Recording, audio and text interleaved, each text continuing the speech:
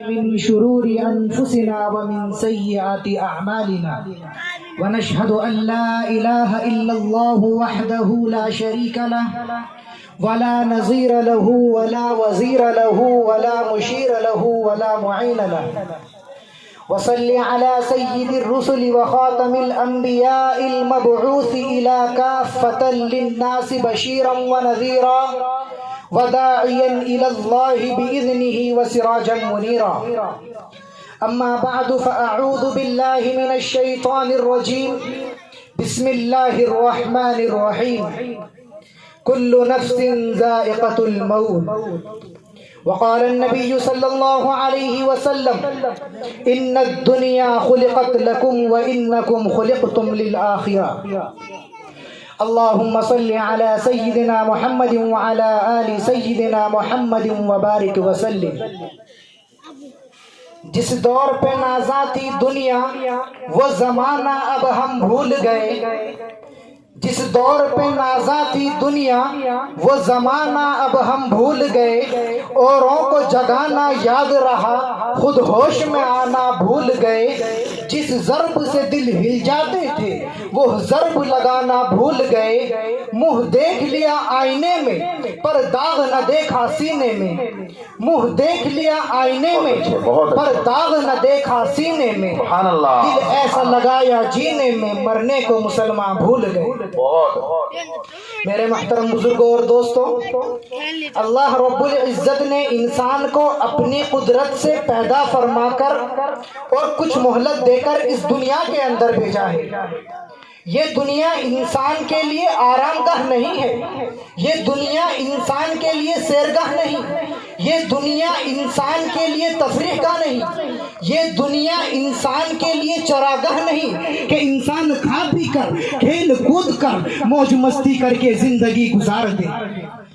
میرے محترم بزرگوں اور دوستوں، اللہ رب العزت نے انسان کو اس دنیا در اس لیے نہیں پیدا فرمایا کہ وہ رب چاہی زندگی چھوڑ کر من چاہی زندگی گزارے، بلکہ اللہ رب العزت نے انسان کو اس دنیا میں اس لیے پیدا فرمایا کہ وہ من چاہی زندگی چھوڑ کر رب چاہی زندگی گزارے.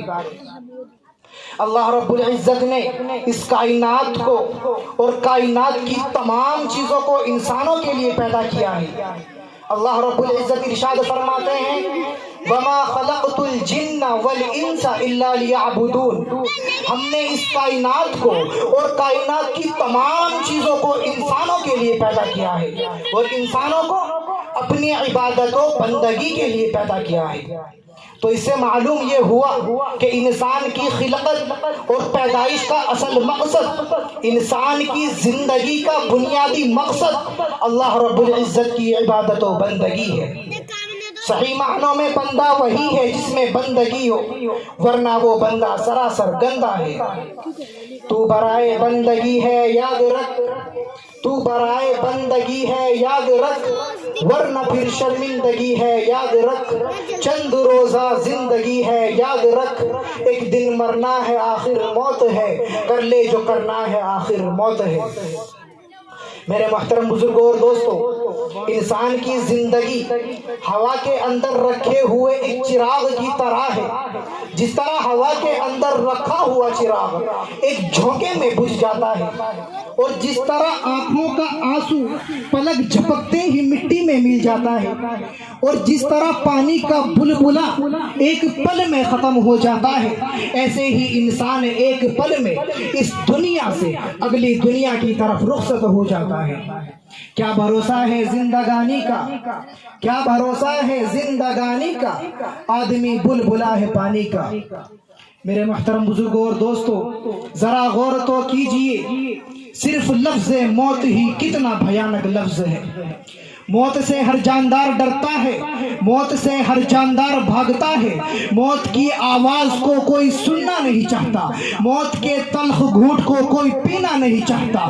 موت کو کوئی بھی اپنے قریب آنا بالکل پسند نہیں کرتا، مگر اس کے باوجود موت ہر ایک کے پاس جاتی ہے. موت کسی کو نہیں چھوڑتی، چاہے وہ نبی ہو یا ولی، چاہے وہ عالم ہو یا جاہل، چاہے وہ بادشاہ ہو یا فقیر، چاہے وہ امیر ہو یا غریب، چاہے وہ محل محلوں میں زندگی گزارنے والا ہو یا جھوپڑیوں میں، چاہے وہ شہر کا رہنے والا ہو یا دیہات کا، چاہے وہ عقل مند ہو یا پاگل، چاہے وہ ضعیف و ناتواں ہو یا قوی اور طاقتور، موت کسی کو نہیں چھوڑتی، موت کا حکم سب پر برابر چلتا ہے۔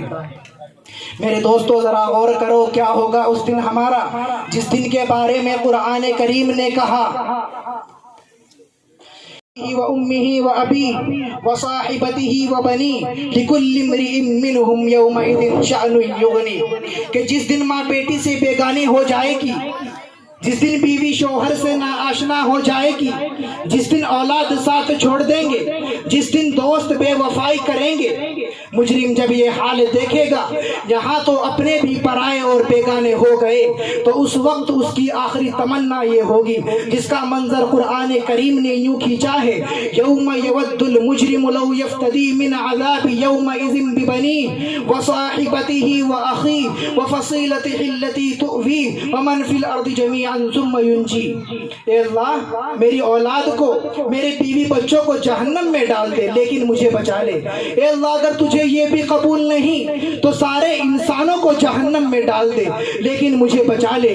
اللہ رب العزت ارشاد فرمائیں گے کلا، ایسا ہرگز نہیں ہوگا، لا تزر وازرہ، آج تو انصاف کا دن ہے، آج کوئی کسی کا بوجھ نہیں اٹھائے گا، وکل انسان الزمناہ طائرہ فی عنقہ، آج تیرا عمل تیری گردن پر اور اس کا عمل اس کی گردن پر۔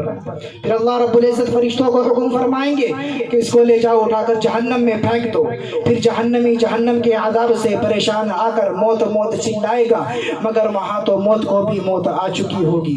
اس لیے کسی شاعر نے کہا اب تو گھبرا کے کہتے ہیں کہ مر جائیں گے، اب تو گھبرا کے کہتے ہیں کہ مر جائیں گے، اگر مر کر بھی چین نہ آیا تو کدھر جائیں گے۔ تو اس لیے میرے محترم بزرگوں اور دوستو، آخرت کی فکر کرنی ہے ضرور، جیسی کرنی ویسی بھرنی ہے ضرور، عمر یہ ایک دن گزرنی ہے ضرور، ایک دن مرنا ہے آخر موت ہے، کر لے جو کرنا ہے آخر موت ہے۔ وآخر دعوانا الحمدللہ۔ جزاک اللہ خیرہ۔ یہ تھے جناب مولانا عبدالقیوم صاحب، جو کہ حضرت ڈھکرانوی حافظ محمد رمضان صاحب رحمۃ اللہ علیہ کے پوتے ہوتے ہیں، جناب حافظ عبدالقادر صاحب کے صاحبزادے ہیں۔